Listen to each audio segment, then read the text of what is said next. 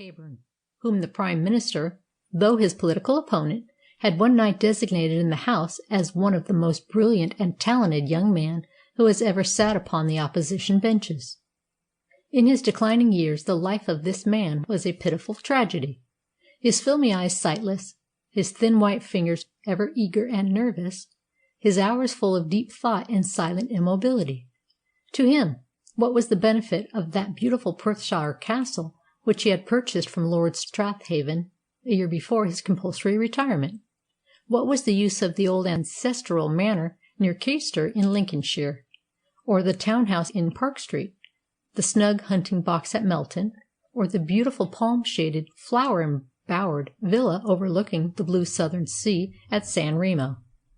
He remembered them all. He had misty visions of their splendour and their luxury, but since his blindness he had seldom, if ever, entered them. That big library up in Scotland in which he now sat was the room he preferred, and with his daughter Gabrielle to bear him company, to smooth his brow with her soft hand, to chatter and to gossip. He wished for no other companion. His life was of the past. A meteor had flashed and had vanished for ever. "Tell me, child, what is troubling you?" he was asking in a calm, kind voice, as he still held the girl's hand in his. The sweet scent of the roses from the garden beyond filled the room. A smart footman in livery opened the door at that moment, asking, "Stokes has just returned with the car from Perth, Sir Henry, and asks if you want him further at present." "No," replied his blind master. "Has he brought back her ladyship?" "Yes, Sir Henry," replied the man. "I believe he is taking her to the ball at Connachan to-night." "Oh, yes, of course. How foolish I am. I quite forgot," said the baronet with a slight sigh. "Very well, Hill." And the clean-shaven young man, with his bright buttons bearing the chevron gules betwixt three boars' heads, erased sable, of the Heyburns, bowed and withdrew. "I had forgotten. The ball at Connachan, dear," exclaimed her father, stretching out his thin white hand in search of hers again. "Of course you are going?" "No, Dad, I'm staying at home with you." "Staying at home?" echoed Sir Henry. "Why, my dear Gabrielle, the first year you're out, and missing the best ball in the country." "Certainly not. I'm all right. I shan't be lonely. A little box came this morning from the Professor, didn't it?" "Yes, Dad." "Then I shall be able to spend the evening very well alone. The Professor has sent me what he promised the other day." "I've decided not to go," was the girl's firm reply. "I fear, dear, your mother will be very annoyed if you refuse," he remarked. "I shall risk that, dear old Dad, and stay with you to-night. Please allow me," she added persuasively, taking his hand in hers and bending till her red lips touched his white brow.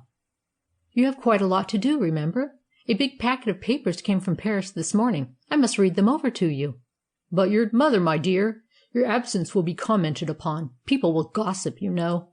"There is but one person I care for, Dad. Yourself," laughed the girl lightly. "Perhaps you are disappointed over a new frock or something, eh?" "Not at all. My frock came from town the day before yesterday. Elise declares it suits me admirably, and she is very hard to please, you know. It's white, trimmed with tiny roses." "A perfect dream, I expect," remarked the blind man, smiling.